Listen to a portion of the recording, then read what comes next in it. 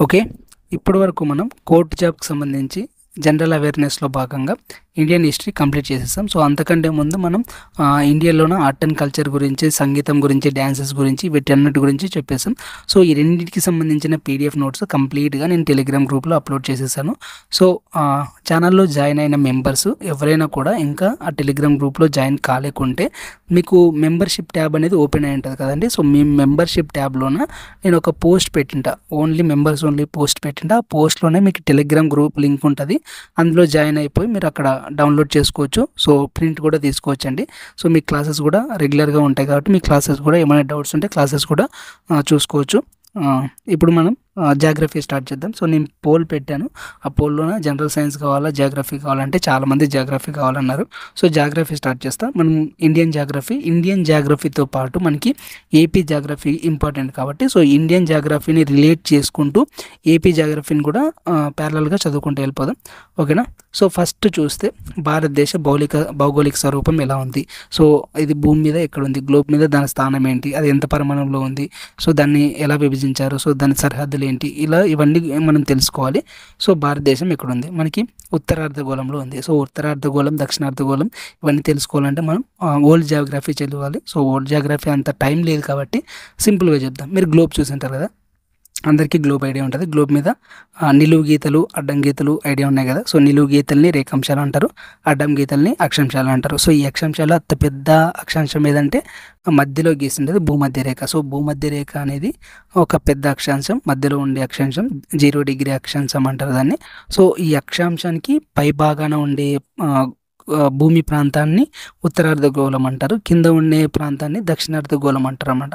So, మన India ఎక్కడ ఉందంటే ఉత్తరార్ధగోళంలోనే ఉంది. అంటే భూమధ్య రేఖకి పైనే ఉందన్నమాట. సో, భూమధ్య రేఖం నుంచి ఉత్తరానికి 8 డిగ్రీలు. సో, మనకి ఎన్ని అక్షాంశాలు ఉంటాయండి? 180 అక్షాంశాలు ఉంటాయి కదా! సో, 180 అక్షాంశాల్లోన పైన పైన వచ్చేసి భూమధ్య రేఖ నుంచి 8 డిగ్రీల నుంచి 37 డిగ్రీల మధ్య మనకి భారతదేశం ఉంటుంది. అలాగే రేఖాంశాలు ఉంటాయి కదండి! రేఖాంశాల్లోన మనకి నిలువు గీతలు అంటారు కదా! సో, నిలువు గీతలు గ్రీనిచ్ రేఖ ఉంటుందండి. సో, నిలువు గీతల్లోన ఒక రేఖని లండన్ మీదుగా పోయే ఒక రేఖని గ్రీనిచ్ రేఖ అంటారు. ఆ గ్రీనిచ్ రేఖ తర్వాత స్టార్ట్ అయ్యే లైన్స్లోన మనకి 68th line. So, 68th line దగ్గర నుంచి 97th లైన్ వరకు 97th లైన్ మధ్యన ఉంటుందన్నమాట. సో, ఇక్కడ భారతదేశం అనేది ఉత్తరార్ధగోళంలోన నార్త్ సైడ్ ఉత్తరార్ధగోళంలోన 8 నుంచి 37 అక్షాంశాల మధ్యన 60 ఇక్కడ రేఖాంశాలకు సంబంధించి ఈస్ట్కి తూర్పు వైపున ఇప్పుడు మనకి లండన్కి తూర్పు వైపున ఉంటాం కదా మనం. సో, లండన్కి గ్రీనిచ్ రేఖ ఉంటుంది. సో, ఆ రేఖకి మనం తూర్పు వైన 68 డిగ్రీల రేఖాంశాల నుంచి 97 డిగ్రీల ఈస్ట్ రేఖాంశాల వరకు ఉన్నాం అనమాట. సో, తూర్పు రేఖాంశాల మధ్యలో ఉన్నాం. సో, ఏదైనా అడిగితే ఎలా చెప్పాలంటే ఉత్తరార్ధగోళంలో 8 ఉత్తర అక్షాంశాల నుంచి 37 ఉత్తర అక్షాంశాల వరకు, తర్వాత 68 తూర్పు రేఖాంశాల నుంచి 97 తూర్పు రేఖాంశాల మధ్యలోన భారతదేశం విస్తరించి ఉంది అని చెప్పాలి. సో, దీంట్లో మనకి ముఖ్యంగా కర్కాటక రేఖ ఉంటుందండి. ఇప్పుడు మనకి మధ్యలోన అక్షాంశం పేరు భూమధ్య రేఖ అని చెప్పాం కదా! సో, అది 0 డిగ్రీ అక్షాంశం అండి. సో, 0 డిగ్రీ పైన 22.5 డిగ్రీల్లోనూ ఒక రేఖ ఉంటుంది. దాన్ని కర్కాటక రేఖ అంటారు. సో, అలాగే భూమధ్య రేఖ కింద 22.5 డిగ్రీల కింద మకర రేఖ ఉంటుందండి. సో, మనకి మకర రేఖ అవసరం లేదు. కర్కాటక రేఖ అనేది ఇండియా మీదుగానే పోతుంది. సో, ఇండియా మీదుగా పోయి ఆ కర్కాటక రేఖ 8 రాష్ట్రాల గుండా పోతుంది. ఇది చాలా ఇంపార్టెంట్ బిట్టు. సో, కర్కాటక రేఖ ట్రాపిక్ ఆఫ్ క్యాన్సర్ అంటారు ఇంగ్లీష్లో. సో, కర్కాటక రేఖ పోయే ఈ రాష్ట్రాల్లోన లేనిది ఏంటి అని అడుగుతాడు. సో, ఈ రాష్ట్రాల్లో ఉన్నది ఏంటి అని అడుగుతాడు. సో, ఈ రాష్ట్రాలు ఇంపార్టెంట్ చూడండి. ఫస్ట్ గుజరాత్, తర్వాత రాజస్థాన్, మధ్యప్రదేశ్, ఛత్తీస్గఢ్, రాజస్థాన్, జార్ఖండ్, పశ్చిమ బెంగాల్, త్రిపుర, మిజోరాం. ఈ 8 రాష్ట్రాలు కూడా పోతుంది. ఈ 8 రాష్ట్రాల్లోన ఏదో ఒకటి వేరేది ఇచ్చి ఇందులో లేనిది ఏది ఉన్నది ఏది అని అడుగుతాడు. సో, ఇది బాగా గుర్తుపెట్టుకోండి. నెక్స్ట్ మన ఏపీకి వస్తే ఏపీ ఎక్కడుంది? సో, ఆంధ్రప్రదేశ్ అనేది ఇక్కడ సేమ్ ఉత్తరార్ధగోళం, భారతదేశం ఉత్తరార్ధగోళంలో ఉంటే ఆంధ్రప్రదేశ్ కూడా ఉత్తరార్ధగోళంలో ఉంటుంది కదా! సో, 13 నార్త్ ఇంగ్లీష్ కలిపి చెప్తున్నా, సారీ. సో 13 ఉత్తర అక్షాంశాల నుంచి 19 ఉత్తర అక్షాంశాల వరకు ఉంది. తర్వాత 80 తూర్పు రేఖాంశం నుంచి 86 తూర్పు రేఖాంశాల మధ్యన ఉందన్నమాట. సో కర్కాటక రేఖకు దక్షిణంగా ఉంది. కర్కాటక రేఖ ఎక్కడ ఉంటుంది? సో కర్కాటక రేఖ ఆంధ్రప్రదేశ్కి పైన ఉంటుంది. సో ఆంధ్రప్రదేశ్ పైన కర్కాటక రేఖ ఉంటుంది. కర్కాటక రేఖ కింద ఆంధ్రప్రదేశ్ ఉంటుంది అన్నమాట. నెక్స్ట్ సముద్ర సరిహద్దులు ఎలా ఉన్నాయి? సో భారతదేశానికి సరిహద్దులు ఇంపార్టెంట్ అనమాట. సో తూర్పు వైపున బంగాళాఖాతం, పశ్చిమ వైపు అరేబియా సముద్రం, దక్షిణ వైపు హిందూ మహాసముద్రం ఉంది. దీంతోపాటు కొన్ని దీవులు కూడా ఉంటాయండి. అండమాన్ నికోబార్ దీవులు, లక్షద్వీపులు. సో అండమాన్ నికోబార్ దీవులు బంగాళాఖాతంలో, లక్షద్వీపులు అరేబియా సముద్రంలో ఉన్నాయి. సో దీని ప్రాముఖ్యత ఏంటంటే భారతదేశము ఆసియా, ఆఫ్రికాకి, ఆస్ట్రేలియాకి మధ్యన ఉంది. సో వాణిజ్య సంబంధాలు అప్పటి కొనసాగాయి కదా, అలా ఉంటాయన్నమాట. సో ఆంధ్రప్రదేశ్ కూడా బంగాళాఖాతం తీరంలో ఉంది. విశాఖపట్నం, కాకినాడ ఓడరేవుల ద్వారా వాణిజ్యాలు జరుగుతాయి. సో ఆంధ్రప్రదేశ్ సంబంధం ఎలా ఉందంటే ఇది దక్షిణ తూర్పు భాగంలో ఉంది. సో భారతదేశానికి దక్షిణ తూర్పు భాగంలో ఉంది. తీరరేఖ పొడవు ఇది తర్వాత చెప్పుకుందాం, ఇంకా చాలా ఉంది. సో భారతదేశ పరిమాణం, సో భారతదేశ వైశాల్యం ఎంత అంటే 32 లక్షల చదరపు కిలోమీటర్. ఇది బ్రైట్గా గుర్తుపెట్టుకోండి, మొత్తం నంబర్ గుర్తుండదు. సో మొత్తం నంబర్ గుర్తుపెట్టుకునే వాళ్ళు మొత్తం నంబర్ గుర్తుపెట్టుకోండి. జస్ట్ బ్రీఫ్గా గుర్తుపెట్టుకో, కళ్ళు మూసుకొని 32,87,000 చదరపు కిలోమీటర్లు. సో 32 లక్షల చదరపు కిలోమీటర్లు గుర్తుపెట్టుకోండి. 32.87 లక్షల చదరపు కిలోమీటర్లు. సో ప్రపంచంలో 7వ అతిపెద్ద దేశం. సో పెద్ద దేశం ఏంటి? రష్యా, తర్వాత కెనడా, తర్వాత చైనా, తర్వాత అమెరికా, తర్వాత బ్రెజిల్, తర్వాత ఆస్ట్రేలియా. సో 7th కంట్రీ మందనమాట. సో విస్తీర్ణం ఎలా ఉంది అంటే పైనుంచి కిందికి అంటే ఉత్తరం నుంచి దక్షిణం వరకు ఎంత పొడవు ఉంది అంటే 3,214 కిలోమీటర్లు ఉంది. సో పైన మనకి కన్యాకుమారి నుంచి, కింద కన్యాకుమారి నుంచి పైన జమ్మూ కాశ్మీర్ వరకు. సో కింద ఇందిరా పాయింట్ అంటారు. సో ఇందిరా పాయింట్ నుంచి మనకి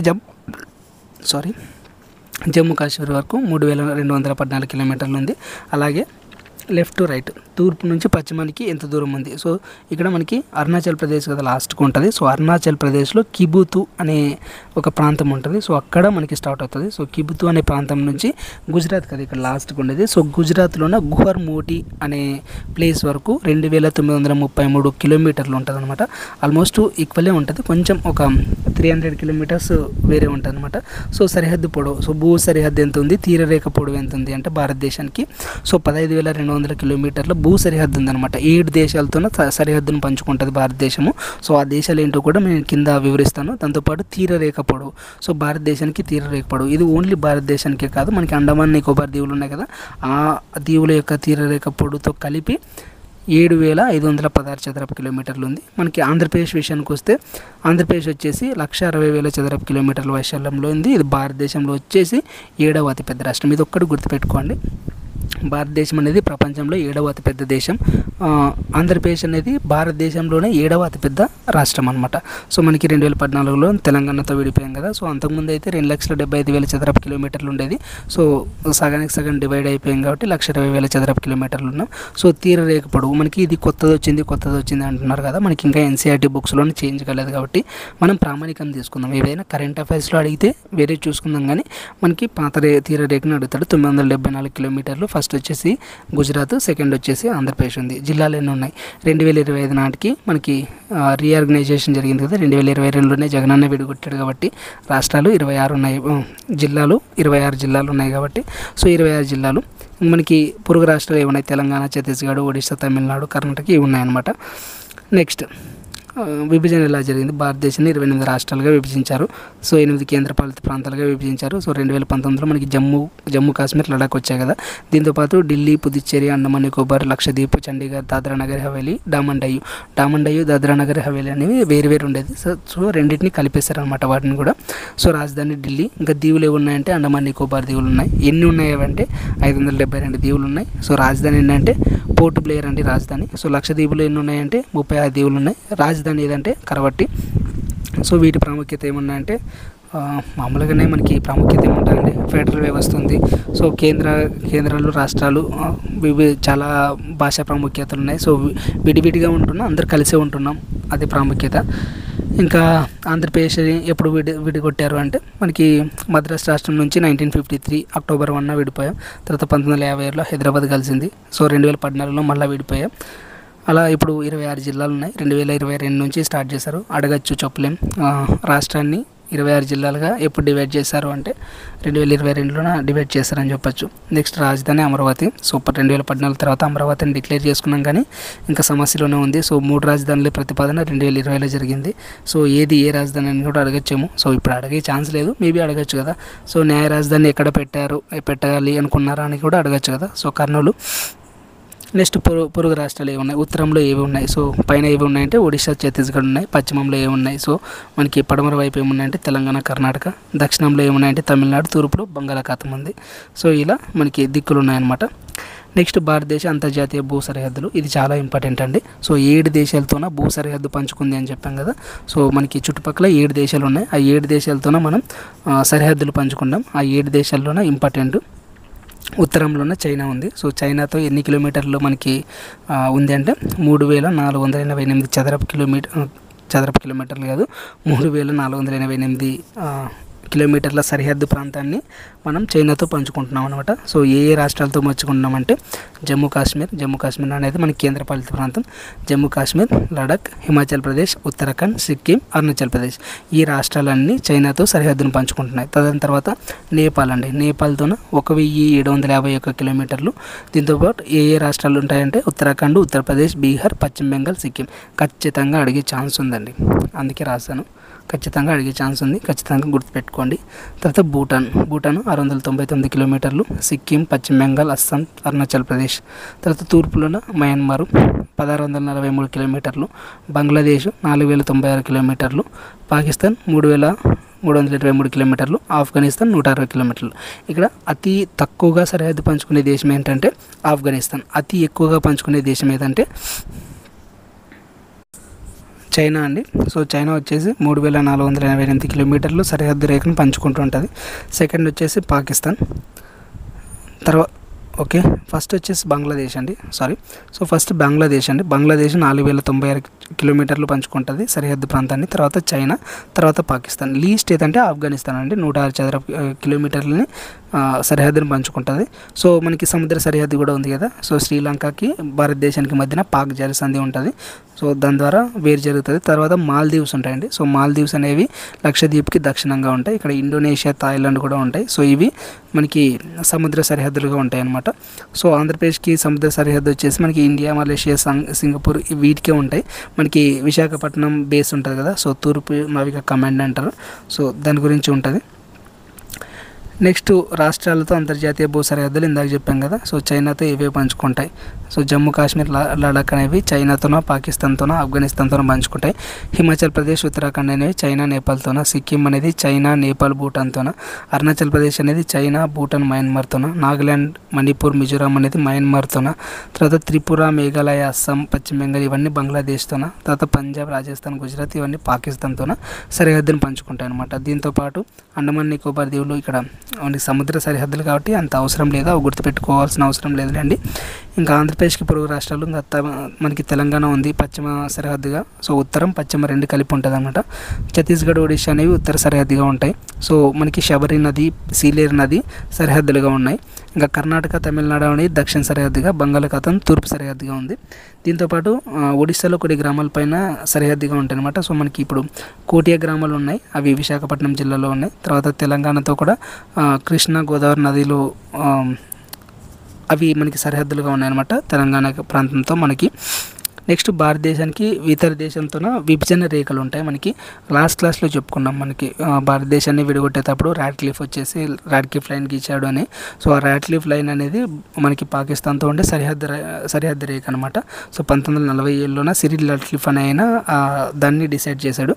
సో భారతదేశానికి, పాకిస్తాన్కి మధ్య సరిహద్దు అది. పంజాబ్, రాజస్థాన్, గుజరాత్, జమ్మూ కాశ్మీర్ వీటి మీదుగా ఉంటుంది అనమాట.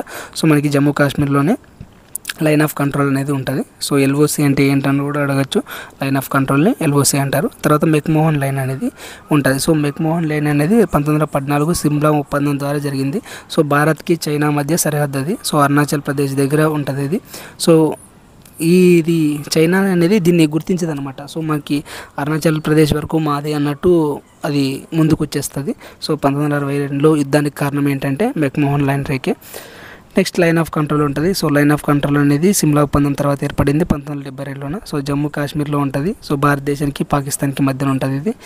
సో లైన్ ఆఫ్ కంట్రోల్ అని ఇందాక చెప్పాం కదా, ఎల్ఓసి అని. తర్వాత లైన్ ఆఫ్ యాక్చువల్ కంట్రోల్ అనేది ఒకటి ఉంటుంది. సో భారత్కి చైనాకి మధ్యన ఉంటుంది. సో ఇది లడఖ్ అరుణాచల్ ప్రదేశ్లో ఉంటుంది. సో ఇక్కడ ఉండే ఒక గల్వానా లోయ అనేది చాలా ఇంపార్టెంట్. సో దీంట్లోన కొన్ని గొడవలు కూడా జరిగాయి మధ్యలోన. నెక్స్ట్ డ్యూరాన్ లైన్ అనేది 1893లో గీశారు. ఆఫ్ఘనిస్తాన్కి పాకిస్తాన్కి మధ్యన భారతదేశానికి ఇండైరెక్ట్ సంబంధం ఉందన్నమాట. సో ఆఫ్ఘనిస్తాన్కి భారత్కి మధ్యన ఉండే లైన్ కూడా అనొచ్చు డ్యూరాన్ లైన్ని. నెక్స్ట్ ఆంధ్రప్రదేశ్తో సంబంధిస్తే మనకి అంత ఇంపార్టెంట్ కాదు, కాకపోతే దాంతో కంపేర్ చేస్తూ రాశాను కాబట్టి వచ్చేసింది అనమాట. సో అదండి ఇప్పటి వరకు. సో నెక్స్ట్ కొన్ని తీరరేఖ ఉంది. సో తీరరేఖ గురించి చూడండి. సో తీరరేఖ మొత్తం పొడవు 7516 కిలోమీటర్లు అని చెప్పాం కదా.